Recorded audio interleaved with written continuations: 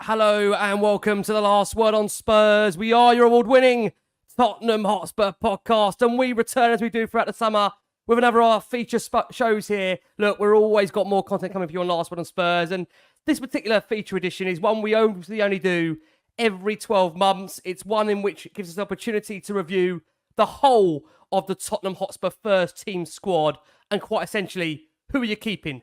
Who are you selling? Who are you loaning?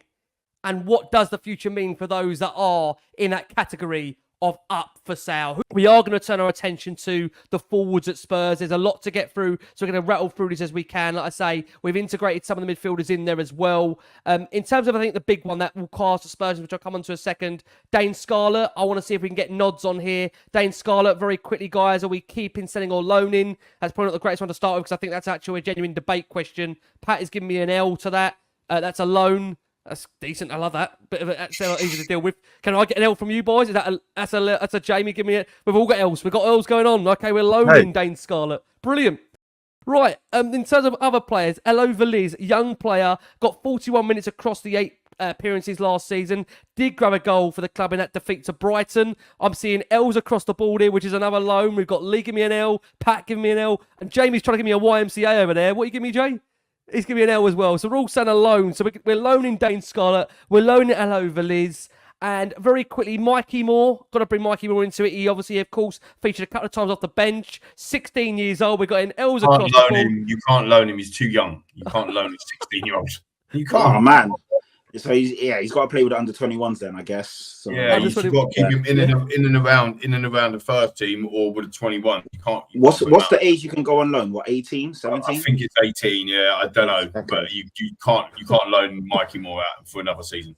Yeah, and Kulusevski. Do you know what? I think this one for me is a really, really interesting one. I've got to say, a real odd season, you'd say, as a whole for Dejan Kulusevski. He was Spurs' third top scorer across the course of the season. Worth me putting out there, it was only with 8 goals, whether you take her from that. 3 assists in 39 games for Dejan Kulusevski over the course of the season. To balance that out, he is still only 24. Nobody can really question his work rate. You can question his productivity. You can question his decision-making. You can question his finishing, which we're going to do right now.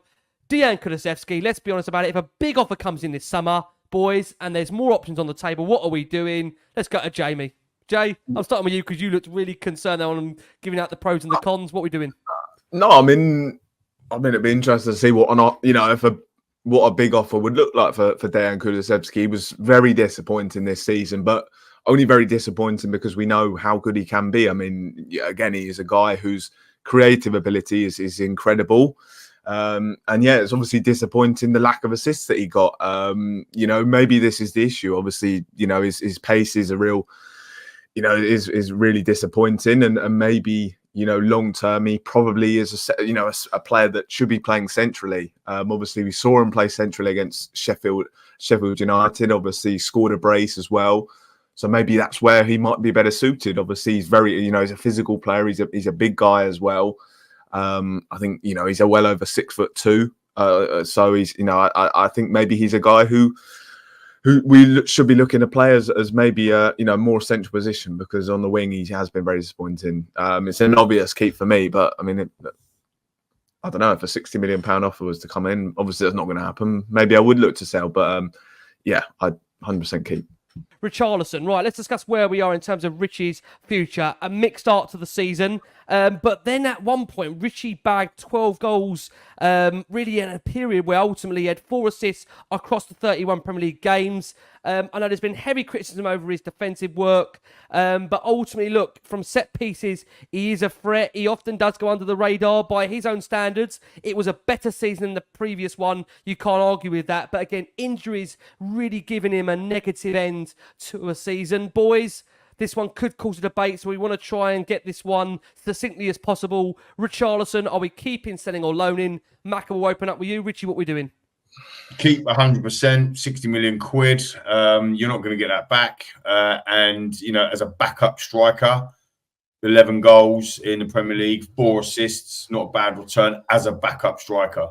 But we have to go and buy it. I'm just saying this as a caveat, team. We have to go and buy an out-and-out number 9, and I want Richarlison to challenge that person. Okay, interesting. Jay, big comes in from Saudi tomorrow, 60 million. What are we doing?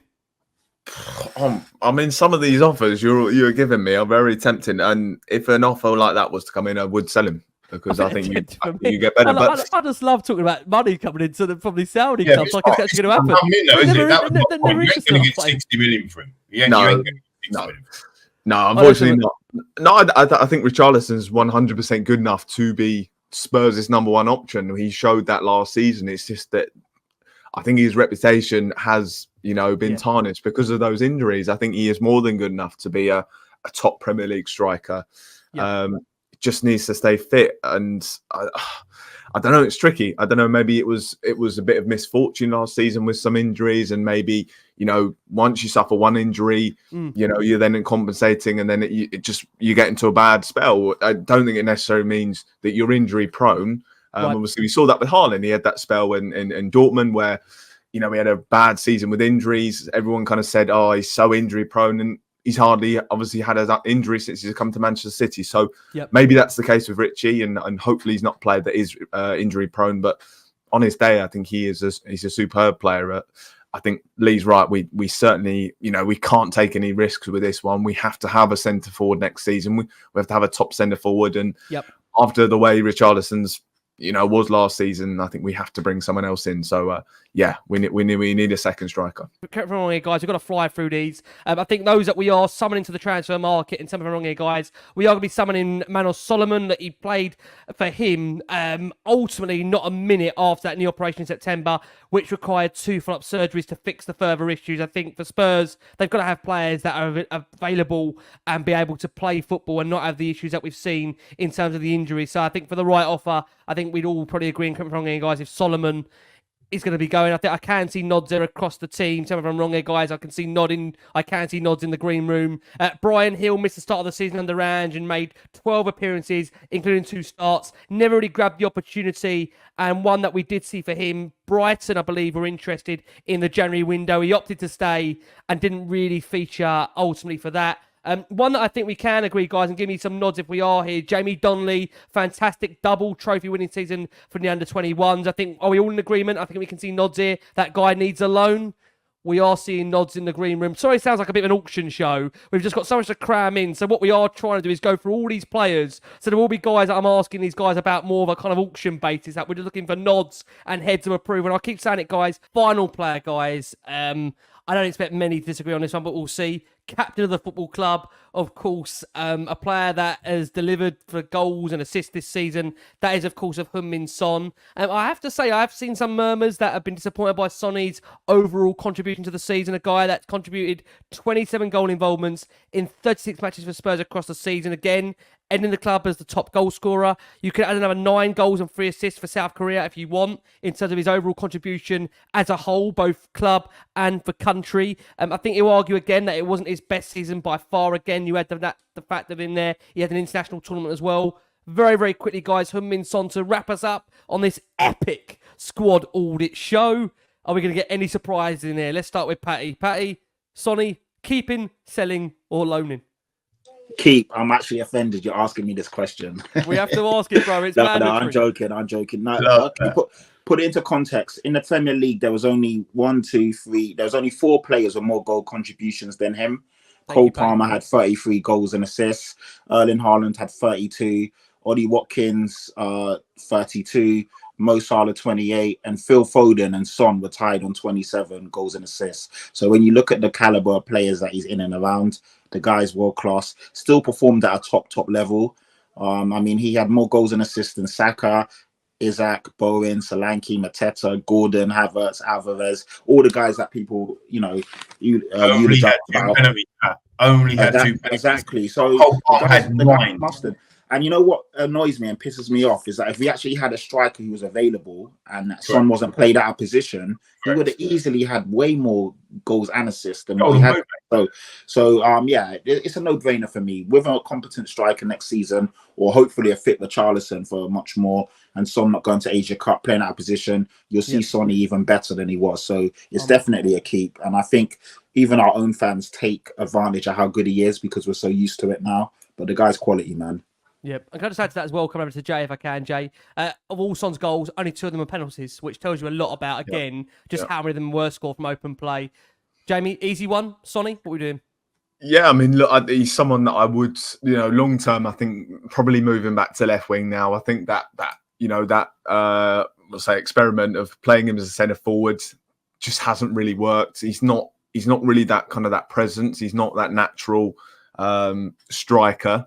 Obviously, finishing wise, I don't think there's many better players in Europe. He might even be the very best finisher in Europe. Can finish with both feet. You'd back him in any opportunity, obviously, apart from when he's one-on-one against Manchester City. No, he's good lad, good quality, and I think he's a player long term. I think we will be seeing him as a left wing. Obviously, been smashing it with South Korea recently, and in their friendlies as well, look really good. Yes, yeah. Although I think they have been. I don't know the teams they've been playing, but I've seen some nice highlights from him. So yeah, mate, absolute club legend, and he will be the one if I do not see Sonny lifting a trophy, that will be the one that proper kills me. So look, let's look for Sonny next season. His loyalty's been unbelievable, and hopefully he gets. So many players have gone through our club that deserve something to show for it, but Sonny is the absolute one I want to see win a trophy. So yeah, 100%. Obviously, Leader, come to you. Let's get your take on this as well. And just to throw it in there, when you have got the likes of Eze being linked alongside the potential of having Sonny in that team next season, and you're looking at a genuine focal point number 9, how much would that excite you seeing Sonny on one wing, Eze on the other, and having a genuine number 9 down the middle, which I know many are suggesting it could be Ivan Toney. I know a player that does really, I think, split the fan base in terms of attitude, behaviours. From the interviews that he's given, it seems to suggest that maybe Spurs wouldn't have been his preference of choice. But look, ultimately, it's a footballer, and I think we know that in Spurs' squad, there's a lot of players there, or some of the players there that aren't Spurs fans. They do, unfortunately, in their personal life, maybe support rivals. And that's the fact of it. We had Kulusevski pictured out of a statue outside the Emirates, whether we want to say that or not on air. It's the truth. You can't get away from it. So not every player we can sign can be a Spurs player. But back to Sonny, how important will he be, Lee, for still the future of the football club? And how, again, would someone like Eze come in, really get the best out of Sonny, as Jamie says there, deploy him to his maybe natural position? Oh yeah, definitely. I think what we found out this year is Sonny will play anywhere. I think. My big question is: would you play him as a left back? Would you rock Sonny up as a left back? I thought we were going to close this show on a really easy final. Maybe in a cup semi-final versus Chelsea, might do that. Yeah, nice one, Poch. Oh my god. No, look. I mean, I think that Sonny's a no-brainer. Play him as a left winger, 100%. But actually, when you talk about Eze there, you talk about Ivan Toney, talk about these other players, Kulusevski. What Pat said earlier. You want to be looking at the bench and going, "Wow, we've got Richarlison on the bench, Kulusevski on the bench, Werner on the bench, whatever to come on to replace the likes of Eze who started, Johnson who started, Sonny who started, Toney who started."